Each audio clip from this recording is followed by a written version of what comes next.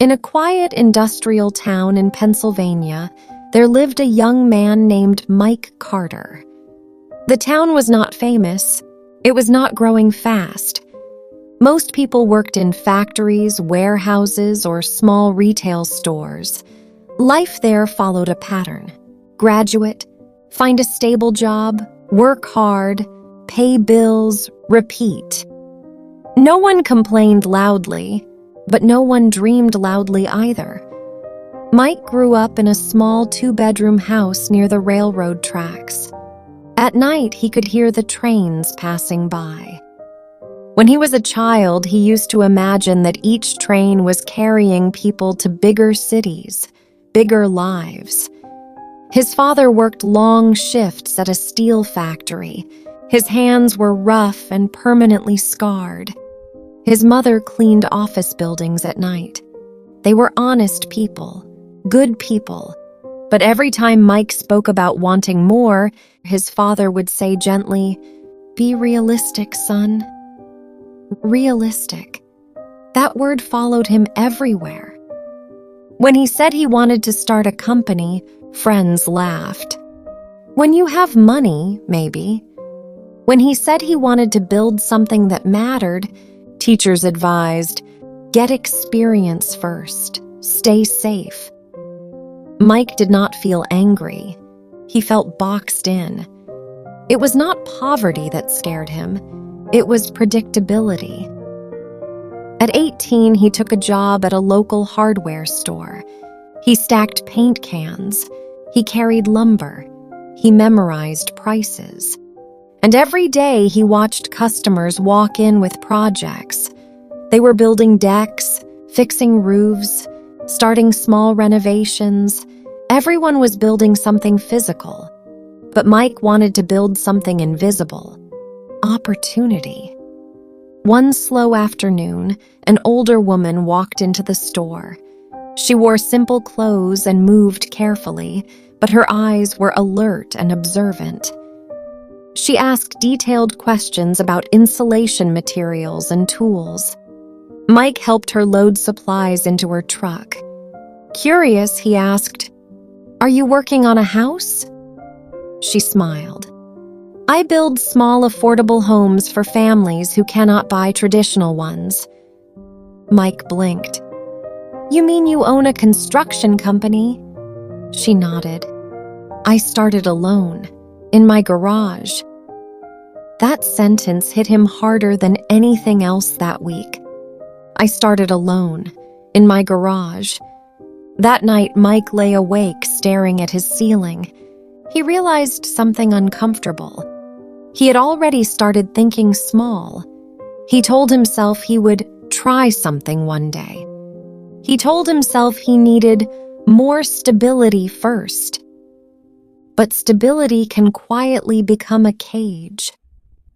The next day, he asked the woman more questions. Her name was Mrs. Harris. She did not speak dramatically. She did not motivate him with emotional speeches. She simply said, "Most people are not limited by money. They are limited by imagination." Mike felt exposed. Because imagination is invisible, and invisible limits are the hardest to see. For weeks, he replayed that sentence in his mind. Limited by imagination. One evening, after work, he opened an old notebook. Instead of writing what job he could apply for, he wrote a different question. What problem can I solve in this town? That question forced him to look differently. He noticed something obvious. Many small local businesses had no online presence, no website, no digital system, no online ordering. They were invisible to younger customers. Mike did not know how to code. He did not know how to run a business, but he knew how to search. He began watching tutorials at night. He practiced building simple web pages. He failed repeatedly. Sometimes his designs looked childish. Sometimes nothing worked. There were nights he wanted to close his laptop and say, "This is not for someone like me." But that phrase, someone like me, became his enemy. He started asking, who decides what someone like me can do? The more he thought big, the more uncomfortable he felt. Because thinking big requires responsibility. If you think small, your mistakes stay small. If you think big, your failures feel bigger. But growth also becomes bigger. Months passed. Mike approached a local bakery. "I can build you a simple website for free," he offered. The owner hesitated, but eventually agreed. Mike redesigned it 3 times. He learned about color psychology. He tested layouts. When the bakery's online orders increased slightly, Mike felt something shift inside him. It was not pride. It was proof. Proof that his thinking had consequences. Not fantasy, not daydreaming, results. He began charging small fees. Nothing dramatic, but enough to feel real. He still worked at the hardware store, but internally, he no longer felt like only an employee. He felt like a builder in training. That identity mattered. 2 years later, he rented a small shared office space. 3 desks, 1 whiteboard, 2 secondhand computers.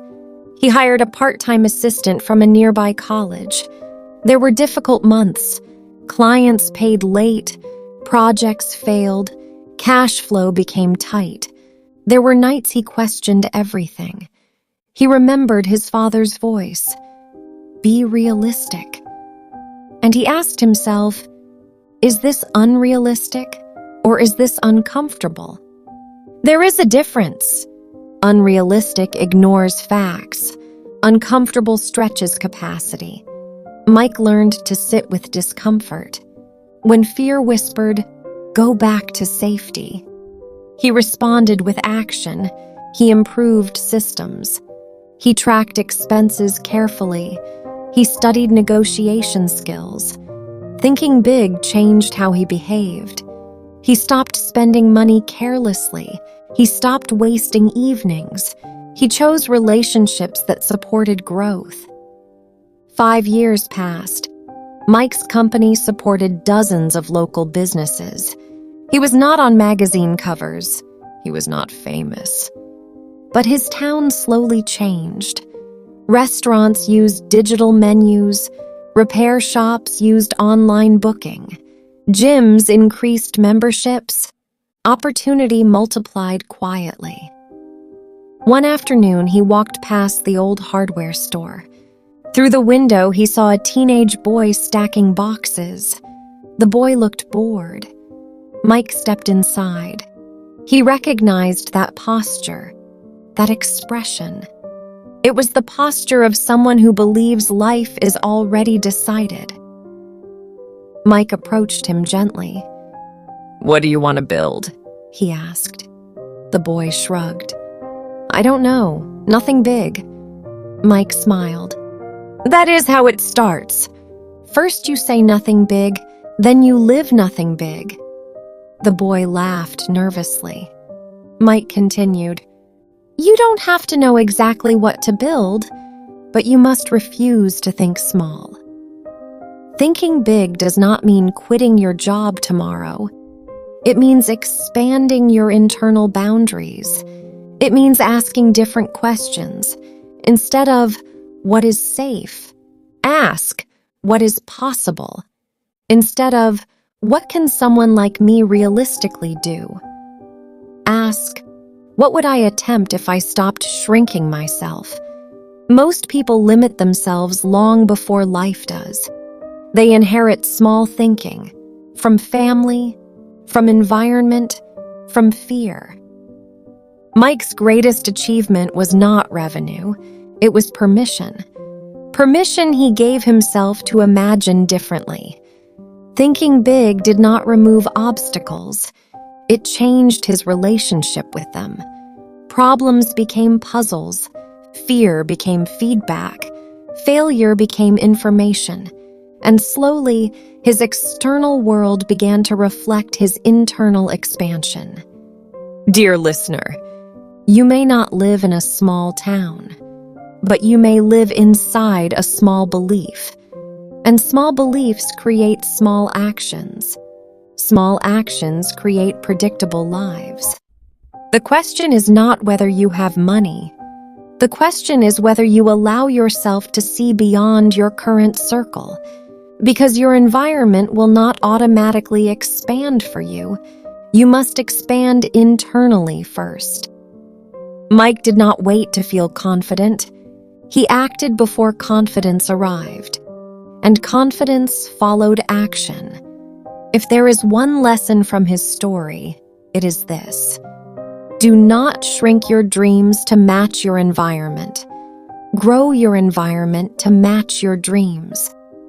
Listen slowly, think deeply, and dare to imagine one level beyond your current reality. That single decision may quietly change everything.